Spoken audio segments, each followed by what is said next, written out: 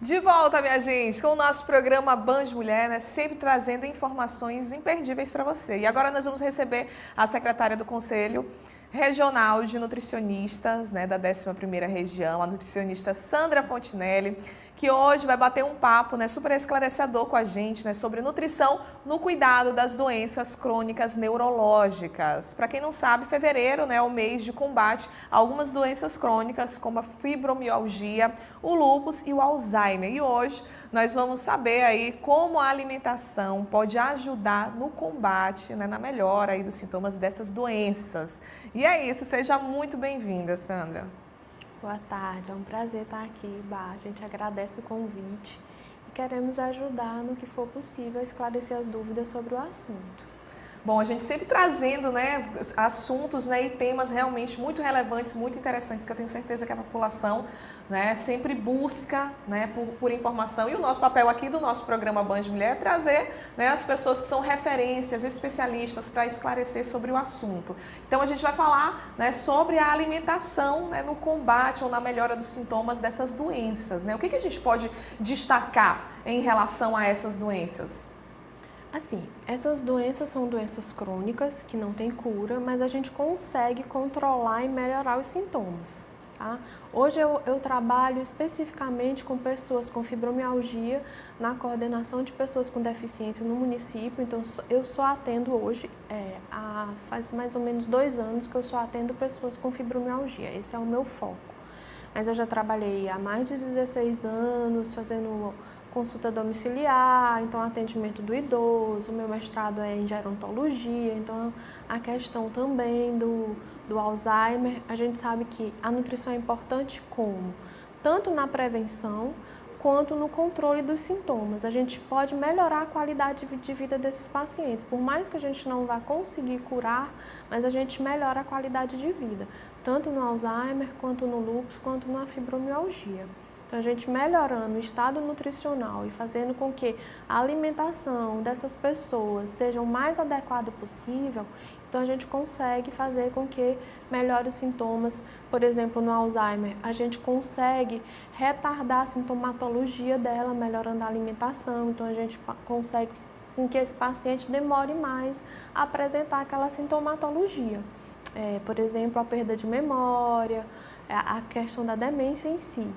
Além disso, a gente sabe que a gente melhorando o estado nutricional dessa população, a gente consegue melhorar qualquer sintomatologia quando a gente melhora o estado nutricional. Quando a gente fala de Alzheimer, a gente pensa muito na pessoa idosa, porque é mais comum o Alzheimer ele atingir as pessoas com mais de 60 anos. E aí, essas pessoas, elas começam a ter certas dificuldades com a alimentação, dificuldade de mastigação, dificuldade de deglutição, alguns tipos de alimentos têm mais dificuldade, como o caso de proteínas, por conta da mastigação. Então, a gente melhorando a ingestão alimentar, principalmente de proteína nesses pacientes idosos, que eles têm uma tendência à perda de massa muscular, a gente consegue melhorar a qualidade de vida deles. Agora, uma dúvida que geralmente, né, todas as pessoas, né, a maioria, né, da população tem um certo receio quando começa a fazer dieta, algo assim, as pessoas acham que é caro. É muito caro se alimentar bem? Não é muito claro, não é muito caro. As pessoas têm essa dúvida assim. E eu atendo, como eu falei, no público desde quando eu vim morar em São Luís. Então, vamos fazer aqui 18 anos atendendo o público, a parte mais carente, que eles têm essa resistência, têm essa dúvida. Então, hoje, eu trabalho SUS, eu sou fã do SUS e o Ministério da Saúde tem tanto o Guia Alimentar da População Brasileira. Esse guia ele foi publicado, a 2ª edição em 2014, foi revisado em 2014, ele ainda não foi feita a revisão. É um guia que é estudado no mundo todo e é replicado e é aqui do Brasil. Então, a gente trabalha o Guia Alimentar da População Brasileira. É um guia fácil, simples e que mostra como é acessível a nutrição. Então, a gente procura alimentos mais acessíveis, a gente não vai prescrever o que a população não pode comprar. E a gente tenta facilitar para que as pessoas tenham uma adesão maior àquelas orientações. Então, a gente facilita ao máximo. Então, a gente também, quando vai fazer um plano alimentar, a gente permite que o paciente faça o plano com a gente. O que é que ele pode incluir na alimentação? Claro que a gente vai adequando, isso aqui dá pra gente colocar, isso não dá. E a gente vai fazendo essa adequação, mas de acordo com a realidade dele e com o que a gente quer corrigir, com a intervenção que a gente deseja fazer naquele paciente. E além do guia da população, a guia alimentar da população brasileira, o Ministério da Saúde ele também tem um guia para a população cardiovascular, que é popularmente conhecido como Dica BR.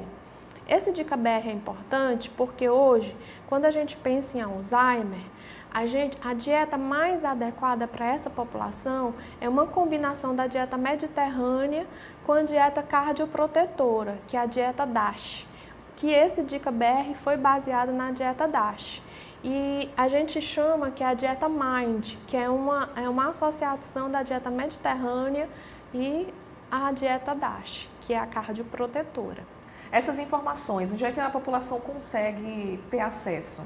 Só entrar no Ministério da Saúde e colocar Dica BR, que você baixa o manual. E se você quiser o guia alimentar da população brasileira, também tem lá no Ministério, mas se você colocar no Google, ele já direciona para o Ministério da Saúde, você consegue baixar esses manuais e eles são ilustrativos, eles são bem fáceis de manusear, nem precisa de um profissional para estar orientando. Eles mesmos conseguem ler e entender aquelas informações, então é bem interessante. Maravilha, gente. Olha, então informação na palma da mão, tá? Então se você quiser rever essa matéria aqui, você fica à vontade, vai lá no nosso canal do YouTube, Band Maranhão, se você perder qualquer detalhe. Eu esqueci o nome do site, peraí, que o programa passou na segunda-feira, eu vou buscar lá e você pode rever, tá? Para você ter essas informações sempre aí na palma da sua mão. Bom, Sandra, você falou em relação ao Alzheimer, a dieta do Alzheimer, que precisa de muita proteína, né? Pelo fato das pessoas, né, geralmente idosas, perderem muita massa muscular, né? Então, falando nessa proteína, onde mais a gente consegue encontrar essas proteínas além das carnes? Carnes, ovos, fontes de leite, então assim, as leguminosas são boas fontes de proteína, então feijão, lentilha, grão de bico. As proteínas não são iguais às proteínas de origem animal, mas elas são boas fontes de proteína, certo? Então, e também mais acessível. Hoje, assim, a soja, a gente tem muitos alimentos à base da soja, a soja é uma proteína muito boa. Quais são os principais indicadores assim dos sintomas, né, daquelas pessoas que conseguem adequar a alimentação, né, nesse estágio, né, que alguém que já tem a fibromialgia ou Alzheimer, ou lúpus? Olha, em relação à fibromialgia, a gente até agora vai começar um estudo lá na unidade que eu trabalho, a gente vai fazer um estudo de suplementação da vitamina D nesses pacientes com fibromialgia, para ver se a suplementação de vitamina D, ela consegue diminuir a dor, porque uma das principais características da fibromialgia é dor muscular. Então, a partir da dor muscular, esses pacientes, eles costumam ter depressão, ansiedade, e isso afeta muito o peso. Então, lá eu tenho muitos pacientes com sobrepeso e obesidade. E a gente sabe que o sobrepeso e a obesidade acaba dificultando e aumentando a dor e até a dificuldade das atividades de vida diária também. Então, esses pacientes, eles têm muitas restrições por conta da dor. Então, o que a alimentação faz? Ela, de fato, a gente consegue diminuir os sintomas da dor. Então, eles conseguem ter uma melhora nesse quadro e, além do que, quando perde peso, também vai melhorar. Então, a gente adequar o peso no caso dos pacientes que têm sobrepeso e obesidade. No caso de pacientes com Alzheimer, a gente consegue retardar o aparecimento de alguns sintomas, como a própria perda de memória. Então, melhorar as atividades dele, porque esses pacientes, como eu falei para vocês, eles têm uma tendência de perda de massa muscular, até mesmo de desnutrição, então a gente precisa adequar o estado nutricional. E quando a gente consegue melhorar a alimentação e retardar essa perda de massa muscular, a gente consegue com que esse paciente tenha mais autonomia e independência e retardando esses sintomas também da memória.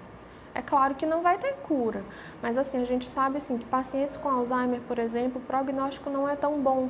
De 5 a 10 anos eles podem vir a óbito e a gente consegue melhorar a qualidade de vida, retardando esses sintomas e prolongando a vida com qualidade.